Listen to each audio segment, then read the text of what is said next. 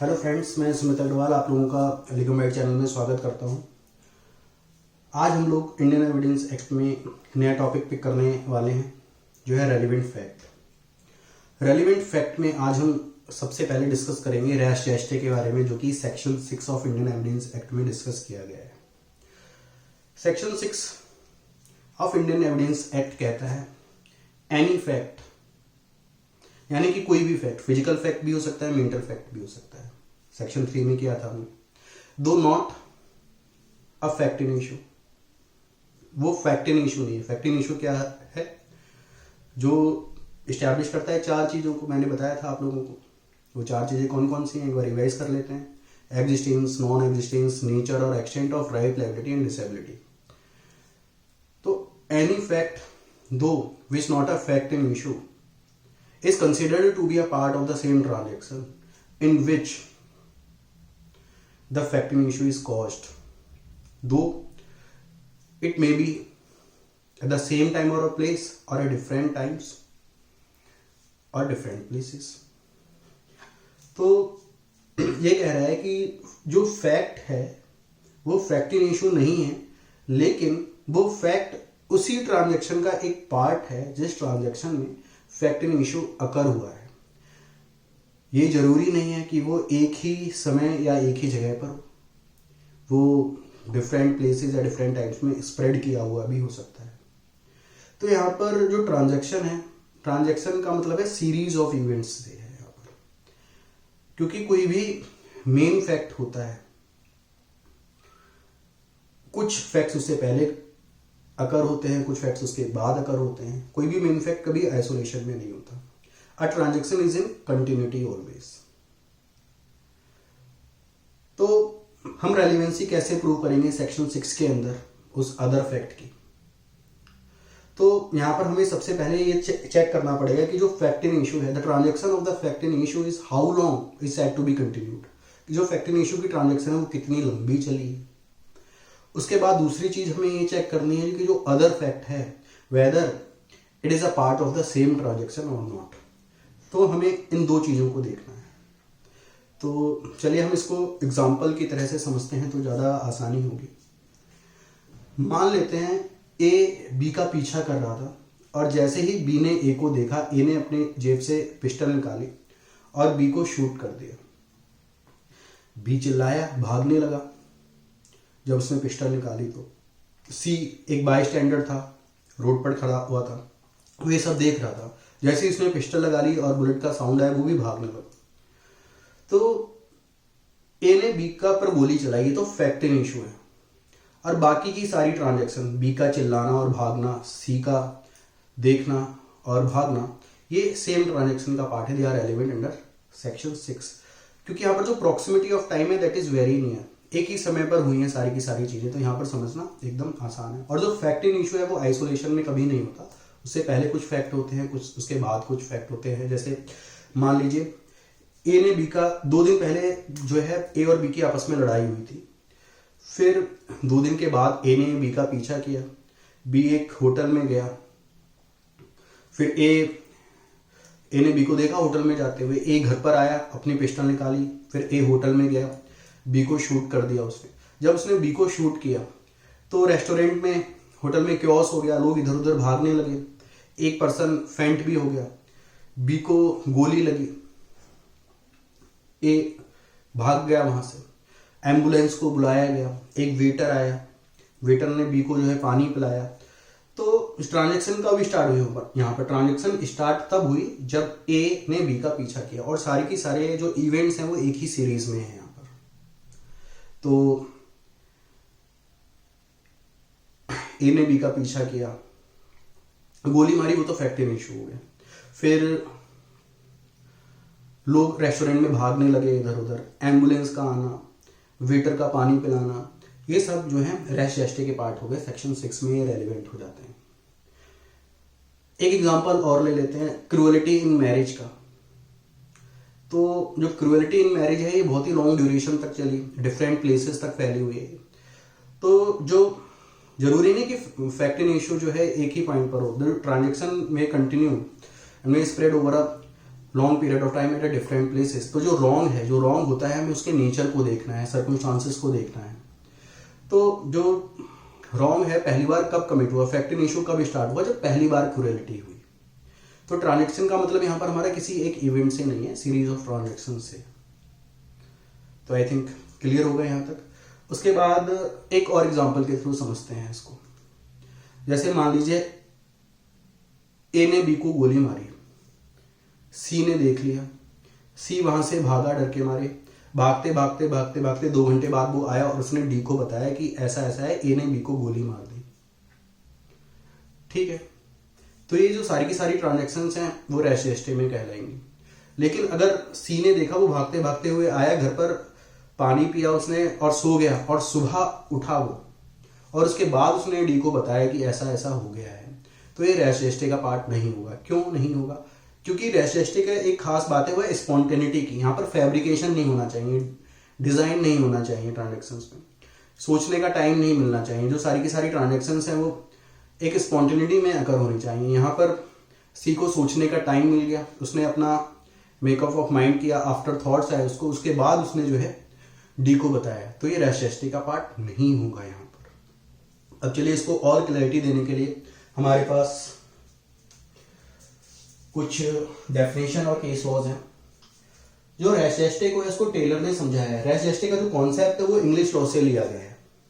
ठीक है, टेलर ने कहा है कि res gestae means a fact, a transaction and event which is so fairly connected with the main fact even that it appears that the said fact has an automatic and natural connection with the main fact। मतलब कि कुछ facts हैं, transaction है, event है, वो main fact के साथ कुछ इस तरह से कनेक्टेड है कि वो देखने से ही लगता है कि ये सेम ट्रांजैक्शन में है। और ये जो अदर फैक्ट्स हैं वो घटित हुए हैं ऑटोमेटिकली, स्पॉन्टेनिटी के साथ, नेचुरली, यानी कि फैब्रिकेशन नहीं है यहां पर बिल्कुल।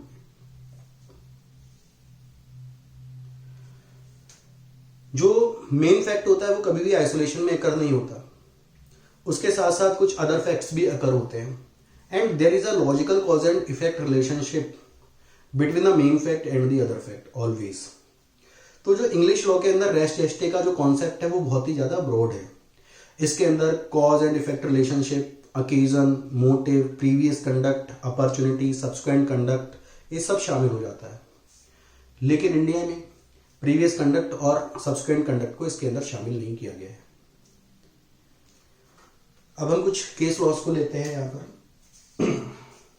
हमारा पहला केस लॉ है यहाँ पर Sawaldas versus state of Bihar 1974 supreme court का। इसके अंदर एक लेडी अपने 2 बच्चों के साथ एक घर में रह रही होती है कि अचानक एक आदमी आता है, उस लेडी को बालों से खींच करके ड्रैग करके दूसरे कमरे में ले जाता है और उसको आग लगा देता है, and set fire on her, और घर को बाहर से लॉक करके चला जाता है। तो यहां पर रैश एस्टे का पार्ट क्या क्या होगा? लेडी का चिल्लाना हेल्प के लिए, बच्चों का चिल्लाना हेल्प के लिए, स्मोक का बाहर आना और आदमी का घर को लॉक करके चला जाना, ये सारे के सारे सेम ट्रांजैक्शंस में आ रहे हैं। Though they are not a fact in issue. Fact in issue तो ये है कि उस आदमी ने उस औरत को आग लगाई है, लेकिन ये जो सारी की सारी ट्रांजैक्शंस हैं वो उस मेन फैक्ट से कहीं ना कहीं कनेक्टेड है। तो ये रैश एस्टे का पार्ट है। अगला केस आता है हमारा, तो सावलदास, यहाँ पर प्रॉक्सिमिटी बहुत नियर है, सारी की सारी ट्रांजैक्शंस एक ही टाइम पर हुई है और एक ही जगह पर हुई है। ठीक है, तो प्रॉक्सिमिटी का होना और एक ही प्लेस पर होना, ये चीज आती है। लेकिन अब इसका दूसरा opposite case, R versus Andrews 1987, यहाँ पर आर वर्सेस आर या रतिन वर्सेस रेजिना क्वीन का जो केस है 1971 डिसाइडेड, उसका रेफरेंस लिया गया है यहाँ पर आर वर्सेस एंड्रूस का। एंड्रूस में इसमें क्या होता है, 2 फ्रेंड्स अपने शाम को बैठे होते हैं अपने घर में, दे वर एंजॉइंग, ड्रिंक कर रहे होते हैं वो लोग। तो जो एंड्रूज होता है वो अपने फ्रेंड से बात करता है विक्टिम के बारे में कि मेरी उसके साथ एनिमिटी है और उसको मार देना चाहिए। दोनों डिसाइड करते हैं, एक कंबल और एक नाइफ लेते हैं और विक्टिम के घर की तरफ जाते हैं, विक्टिम के ऊपर कंबल डालते हैं और they keep on stabbing him. जो विक्टिम होता है वो किसी तरीके से कंबल को हटाता है और वो एक्यूज को और उसके फ्रेंड को देख लेता है और वहां से भाग जाता है नीचे। उसके बाद फिर वो एम्बुलेंस को बुलाता है, एम्बुलेंस आती है, एम्बुलेंस आने में करीब 45 मिनट का समय लग जाता है। एम्बुलेंस आती है, एम्बुलेंस में जो अटेंडेंट होता है वो विक्टिम से पूछता है भाई क्या हो गया, तो वो पूरी कहानी उसको बताता है। तो though there is a time gap but the facts are occurred in the same transaction in which the fact in issue was caused. जो टाइम गैप है वो इसलिए मटेरियल नहीं है यहाँ पर, क्योंकि जो ट्रांजेक्शन है वो एक स्पॉन्टेनिटी में हुई है। कोई आदमी जिसको स्टैब किया हुआ है तो वो आदमी को फैब्रिकेशन का टाइम नहीं मिलेगा, तो उसने जो भी बातें बताई अटेंडेंट को वो सारी की सारी रैश चेष्टे का पार्ट है यहाँ पर। उसके बाद जो केस बताया मैंने आपको रतन वर्सेस आर का रेफरेंस लिया या आर वर्सेस एंड्रूज में, तो रतन वर्सेस आर ये क्या है ये भी हम डिस्कस कर लेते हैं। चलिए, एक लेडी है, वो टेलीफोन ऑपरेटर को कॉल करती है कि मेरा फोन जल्दी से आप कनेक्ट कर दीजिए पुलिस स्टेशन पे। ऑपरेटर जैसे ही उसका कॉल पुलिस स्टेशन में कनेक्ट करने वाला होता है, कॉल कट जाता है। जब पुलिस आती है वहां पर वो देखती है कि लेडी मर चुकी है। तो ये ऑपरेटर का जो कॉल करना है that is a part of the same transaction under section 6।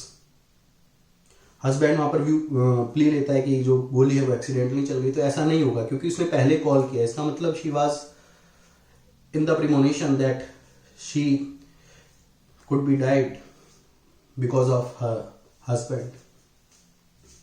उसके बाद हमारा जो नेक्स्ट केस है वो Kapoor Singh Rana versus NCT of Delhi 2006, Delhi high court का केस है।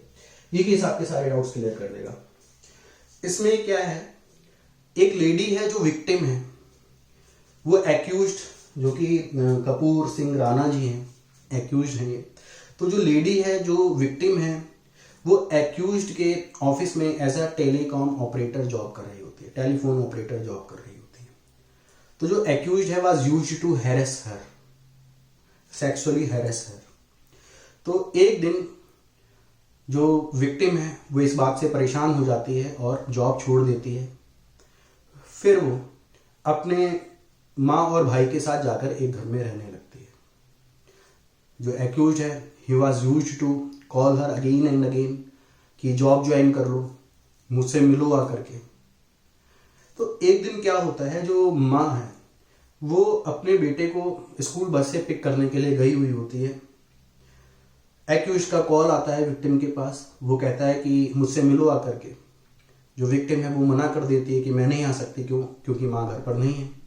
एक्यूज्ड इस मौके का फायदा उठाता है और उसके घर चला जाता है और उससे अपने साथ चलने के लिए कहता है।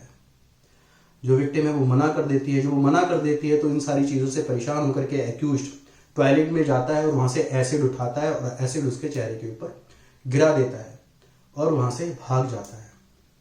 जब वो वहाँ से भाग रहा होता है तो विक्टिम की माँ उसे देखती है कि वो in a perplex manner, in a suspicious manner he was running from the apartment. जब वो आती है तो वो देखती है कि जो नेबर्स हैं आस पड़ोस के वो चिल्ला रहे हैं, दे वर pouring द वाटर ओवर हर। वो पूछती है क्या हो गया। तो जो विक्टिम है अपनी माँ को बताती है कि एक्यूज यानी कि कपूर सिंह राणा उसने उसके ऊपर जो है एसिड फेंक दिया। उसके बाद FIR लॉन्च होती है। FIR लॉन्च होती है, कुछ दिनों के बाद जो विक्टिम है उसकी डेथ हो जाती है। ट्रायल शुरू होने से पहले ही विक्टिम की डेथ हो जाती है, लेकिन जो डेथ का रीजन है वो एसिड अटैक नहीं है। यहाँ पर डेथ का जो रीजन है वो एसिड अटैक नहीं है यहाँ पर। तो अब यहाँ पर क्या क्वेश्चंस रेज होते हैं। सबसे पहले तो प्रॉब्लम ये है कि जो विक्टिम है, जो FIR है, जो FIR लॉन्च की गई है that is not a part of dying declaration under section 32(1). क्यों? क्योंकि डेथ का रीजन एसिड अटैक नहीं है। अगर डेथ का रीजन एसिड होता तो वो डाइंग डिक्लेरेशन मानी जाती, नंबर 1। तो ये डाइंग डिक्लेरेशन नहीं, तो FIR की कोई भी एविडेंशियरी वैल्यू नहीं है। अब FIR की कोई भी एविडेंशियरी वैल्यू नहीं है तो ये एक नॉर्मल स्टेटमेंट की तरह हो गया, जिसको 145 में कंट्राडिक्ट किया जा सकता है या सेक्शन 157 में कोरोबरेट किया जा सकता है। लेकिन जो विक्टिम है उसकी तो डेथ हो गई, तो इस FIR का ना तो कोरोबरेशन हो सकता है और ना ही कंट्राडिक्शन हो सकता है। तो FIR की कोई भी एविडेंशियरी वैल्यू नहीं है। तो अब यहां पर मर्डर का भी केस नहीं बनता क्योंकि उसकी जो डेथ है वो एसिड अटैक की वजह से नहीं हुई है। अब यहाँ पर क्या जो FIR है वो रैश एस्टे मानी जा सकती है, वो रैश एस्टे नहीं मानी जा सकती। क्यों? क्योंकि जो विक्टिम है वो दूसरे लोगों के कांटेक्ट में आ गया पहले। अगर विक्टिम ने डायरेक्ट जाकर के FIR लिखवाई होती तो ये रेलिवेंट हो सकता था सेक्शन 6 में, लेकिन विक्टिम ने तो अपनी माँ को बताया, तो उसने अपनी माँ को बताया, ये रैश एस्टे का पार्ट है। अब